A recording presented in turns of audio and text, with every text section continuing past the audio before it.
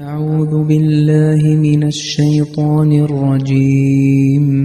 بسم الله الرحمن الرحيم. ألم تر إلى الذي حاج إبراهيم في ربه أن آتاه الله الملك إذ قال إبراهيم ربي الذي يحيي ويميت قال أنا أحيي وأميت قال إبراهيم فإن الله يأتي بالشمس من المشرق فأت بها من المغرب فبهت الذي كفر والله لا يهدي القوم الظالمين. അർത്ഥം, അള്ളാഹു തനിക്ക് ആധിപത്യം നൽകിയത് നിമിത്തം ഇബ്രാഹീമിനോട് അദ്ദേഹത്തിൻ്റെ നാഥനെ സംബന്ധിച്ച് തർക്കിച്ചവനെ പറ്റിയുള്ള വിവരം നിനക്ക് ലഭിച്ചിട്ടില്ലേ? എൻ്റെ നാഥൻ ജീവിപ്പിക്കുകയും മരിപ്പിക്കുകയും ചെയ്യുന്നവനാണ് എന്ന് ഇബ്രാഹിം പറഞ്ഞപ്പോഴാണതുണ്ടായത്. അവൻ പറഞ്ഞു, ഞാനും ജീവിപ്പിക്കുകയും മരിപ്പിക്കുകയും ചെയ്യുന്നു. ഇബ്രാഹിം പറഞ്ഞു, എന്നാൽ അള്ളാഹു സൂര്യനെ കിഴക്ക് നിന്ന് കൊണ്ടുവരുന്നവനാണല്ലോ, നീ അതിനെ പടിഞ്ഞാറ് നിന്ന് കൊണ്ടുവരിക. അപ്പോൾ ആ അവിശ്വാസി അമ്പരന്നു നിശബ്ദനായി. അള്ളാഹു അധർമ്മികളായ ജനങ്ങളെ വിജയമാർഗത്തിൽ നയിക്കുകയില്ല. സൂറത്തുൽ ബഖറയിലെ 259 വചനവും അതിൻ്റെ അർത്ഥവുമാണ് നിങ്ങളിപ്പോൾ ഇവിടെ ശ്രവിച്ചത്. ഈ ആയത്തിൻ്റെ വിശദീകരണം ഹസരത്ത് ഖലീഫത്തുൽ മസീഹ് സാനി റളിയല്ലാഹു തആല അൻഹുവിൻ്റെ തഫ്സീർ കബീറിനെ ആസ്പദമാക്കിയാണ് ഇന്നത്തെ ദർസിൽ നാം ചർച്ച ചെയ്യാൻ പോകുന്നത്. മറ്റ് ഖുർആൻ വ്യാഖ്യാതാക്കൾക്കിടയിൽ ഈ ആയത്തിനെക്കുറിച്ചുള്ള അഭിപ്രായം ഇപ്രകാരമാണ്. നമ്രൂദ് എന്ന് പറയപ്പെടുന്ന ഒരു അവിശ്വാസിയായ രാജാവും ഇബ്രാഹിം നബി അലൈഹി സ്വലാത്തു വസ്സലാം തമ്മിൽ ദൈവത്തിൻ്റെ അസ്തിത്വത്തെക്കുറിച്ച് ഒരു തർക്കം നടന്നു. ജീവിപ്പിക്കുകയും മരിപ്പിക്കുകയും ചെയ്യുന്നവനാണ് എൻ്റെ രക്ഷിതാവ് എന്ന് ഇബ്രാഹിം നബി പറഞ്ഞപ്പോൾ, ഇതൊക്കെ എനിക്കും ചെയ്യാൻ കഴിയും എന്നവൻ മറുപടി നൽകി. അങ്ങനെ അവൻ ചില തടവുകാരെ വിളിച്ചു വരുത്തുകയും അവരിൽ ചിലരെ വെറുതെ വിടുകയും മറ്റു ചിലരെ വധിക്കുകയും ചെയ്തു. ഇത് കണ്ടപ്പോൾ തൻ്റെ ആദ്യത്തെ തെളിവ് ഫലിച്ചില്ലെന്നും ഇനി മറ്റൊരു തെളിവ് അവതരിപ്പിക്കണമെന്നും ഇബ്രാഹിം നബിക്ക് തോന്നി. അങ്ങനെ അദ്ദേഹം പറഞ്ഞു, എൻ്റെ രക്ഷിതാവ് സൂര്യനെ കിഴക്കു നിന്ന് ഉദിപ്പിക്കുന്നവനാണ്. നീയും ദൈവമാണെങ്കിൽ അതിനെ പടിഞ്ഞാറ് നിന്ന് ഉദിപ്പിക്കുക. ഇതോടെ അവൻ നിശബ്ദനായി. അങ്ങനെ ഇബ്രാഹിം നബി അലൈഹി സ്വലാത്തു വസ്സലാം വിജയം വരിച്ചു.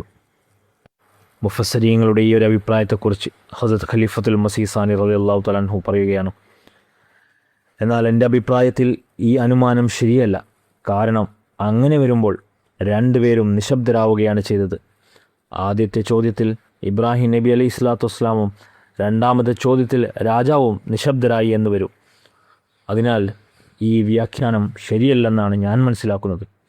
കാരണം ഇതാണ് ഉദ്ദേശ്യമെങ്കിൽ അവൻ അത്ര വലിയ നുണയനും തട്ടിപ്പുകാരനും സ്വയം ദൈവമാണെന്ന് വാദിക്കുന്നവനുമായിരുന്നെങ്കിൽ സൂര്യനെ കിഴക്ക് നിന്ന് ഉദിപ്പിക്കുന്നത് ഞാൻ തന്നെയാണ്, നിന്റെ ദൈവത്തോട് അതിനെ പടിഞ്ഞാറ് നിന്ന് ഉദിപ്പിക്കാൻ പറയുക എന്ന് അവൻ നിഷ്പ്രയാസം മറുപടി പറയാമായിരുന്നു. പക്ഷെ അവൻ അങ്ങനെ പറഞ്ഞില്ല.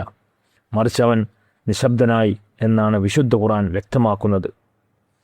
ഇതിൽ നിന്നും അവൻ അങ്ങനെ അർത്ഥമാക്കിയിട്ടില്ല എന്ന് വ്യക്തമാണ്. മറിച്ച് യാഥാർത്ഥ്യം മറ്റെന്തോ ആയിരുന്നു. അല്ലാത്ത പക്ഷം തർക്കത്തിൽ ആരും അങ്ങനെ പെട്ടെന്ന് നിശബ്ദരാകാറില്ല. തീർത്തും അടിസ്ഥാനരഹിതമായ കാര്യങ്ങളിൽ പോലും ആളുകൾ തർക്കിച്ചുകൊണ്ടേയിരിക്കും. മനുഷ്യന് അസ്തിത്വമുണ്ടോ ഇല്ലയോ എന്ന കാര്യത്തിൽ പോലും ആളുകൾ തർക്കിക്കാറുണ്ട്. എന്നിട്ടും അവർ നിശബ്ദരാകാറില്ല. എന്നാൽ അവൻ നിശബ്ദനായി. ഇതിനർത്ഥം താൻ അതിന് മറുപടി പറഞ്ഞാൽ താൻ വലിയൊരു കുരുക്കിൽ പെടുമെന്ന് അവന് ബോധ്യപ്പെടുന്ന എന്തോ ഒരു കാര്യമായിരുന്നു അത് എന്നാണ്. അതിനാൽ നിശബ്ദനാവുകയല്ലാതെ അവന് മറ്റൊരു വഴിയുമില്ലായിരുന്നു. ജോയിഷ് എൻസൈക്ലോപീഡിയയിൽ ഈ തർക്കത്തെക്കുറിച്ച് ഇപ്രകാരം പരാമർശിച്ചിട്ടുണ്ട്. നമ്രൂദ് എന്ന രാജാവിൻ്റെ മുന്നിൽ ഇബ്രാഹിം നബി ഹാജരാക്കപ്പെട്ടപ്പോൾ അവൻ ചോദിച്ചു, ഞാനാണ് ദൈവമെന്നും ലോകത്തിൻ്റെ ഭരണാധികാരിയെന്നും ഞാനാണ് മരിപ്പിക്കുകയും ജീവിപ്പിക്കുകയും ചെയ്യുന്നതെന്നും നിനക്കറിഞ്ഞുകൂടെ? അവരുടെ ഏറ്റവും വലിയ ദൈവം സൂര്യദേവനായി കണക്കാക്കപ്പെട്ടിരുന്നതിനാലും അതിനെ യജമാനൻ എന്ന് വിളിച്ചിരുന്നതിനാലും ഇബ്രാഹിം നബി അവനോട് ചോദിച്ചു, നീ ദൈവവും ലോകത്തിൻ്റെ ഭരണാധികാരിയുമാണെങ്കിൽ എന്തുകൊണ്ട് സൂര്യനെ പടിഞ്ഞാറ് നിന്ന് ഉദിപ്പിച്ച് കിഴക്കോട്ട് കൊണ്ടുവരുന്നില്ല? നീ ദൈവവും ലോകത്തിൻ്റെ ഭരണാധികാരിയുമാണെങ്കിൽ ഇപ്പോൾ എൻ്റെ മനസ്സിലുള്ളത് എന്താണെന്നും എൻ്റെ ഭാവി എന്തായിരിക്കുമെന്നും എന്നോട് പറയുക. ഇതോടെ നമ്രൂദിൻ്റെ നാവ് അടഞ്ഞുപോയി. അവൻ അമ്പരന്നു നിന്നു. ഇബ്രാഹിം നബി തൻ്റെ സംസാരം തുടർന്നു. നീ കശ്ശൻ്റെ മകനും അതുപോലെയുള്ള ഒരു നശ്വര ജീവിയുമാണ്. നിൻ്റെ പിതാവിനെ മരണത്തിൽ നിന്ന് രക്ഷിക്കാൻ നിനക്ക് കഴിഞ്ഞില്ല. നിനക്ക് സ്വയം അതിൽ നിന്ന് രക്ഷപ്പെടാനും കഴിയില്ല. അതുപോലെ താൽമൂദിലും ഇബ്രാഹിം നബി അലൈഹി സ്വലാത്തു വസ്സലാമിൻ്റെ ഈ തർക്കത്തെക്കുറിച്ച് പരാമർശിച്ചിട്ടുണ്ട്. എന്നാൽ താൽമൂദിൻ്റെയും വിശുദ്ധ ഖുർആൻ്റെയും വിവരണങ്ങളിൽ വ്യത്യാസമുണ്ട്. ഖുർആനിൽ ജീവിപ്പിക്കുന്നതിനെക്കുറിച്ചും മരിപ്പിക്കുന്നതിനെക്കുറിച്ചുമുള്ള പരാമർശമാണ് ആദ്യം വന്നിട്ടുള്ളത്.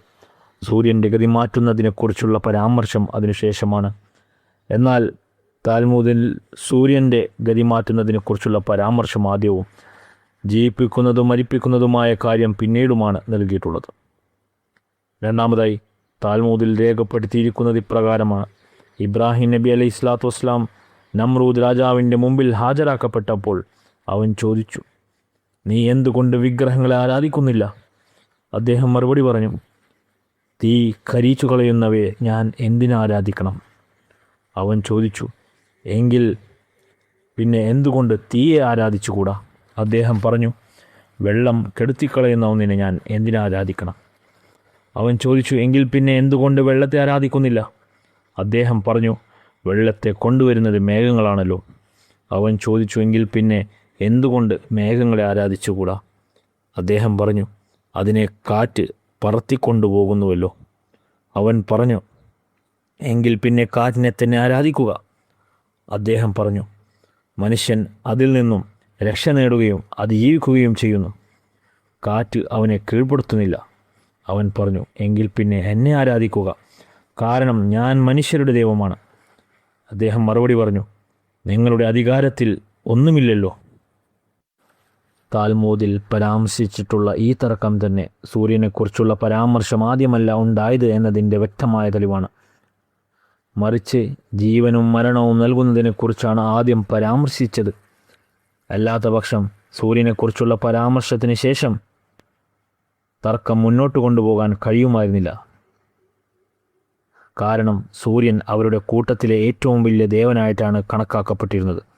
മാത്രമല്ല, എല്ലാവിധ വിജയപരാജയങ്ങൾക്കും ഉയർച്ച താഴ്ചകൾക്കും യഥാർത്ഥ കാരണം അതായിരുന്നുവെന്ന് അവർ വിശ്വസിച്ചിരുന്നു. നെൽസൺസ് എൻസൈക്ലോപീഡിയയിൽ ഇപ്രകാരം എഴുതിയിട്ടുണ്ട്: മെറോഡാക്ക് അവരുടെ വലിയ ദൈവമായിരുന്നു. അതിനെ സൂര്യൻ്റെ കിരണമായോ പകലിൻ്റെ വെളിച്ചമായോ ആണ് അവർ കരുതിയിരുന്നത്. മനുഷ്യവർഗത്തിൻ്റെ പുരോഗതിയുടെയും പതനത്തിൻ്റെയും യഥാർത്ഥ കാരണം അതാണെന്ന് കണക്കാക്കപ്പെട്ടിരുന്നു. ഈ ആയത്തിൻ്റെ വിശദീകരണത്തിൻ്റെ ബാക്കി ഭാഗം ഇൻഷാ അല്ലാഹ് അടുത്ത ദർസിൽ ചർച്ച ചെയ്യുന്നതായിരിക്കും. ജസാക്കുമുല്ലാഹു വഖിറുദാന അൽഹംദുലില്ലാഹി റബ്ബിൽ ആലമീൻ.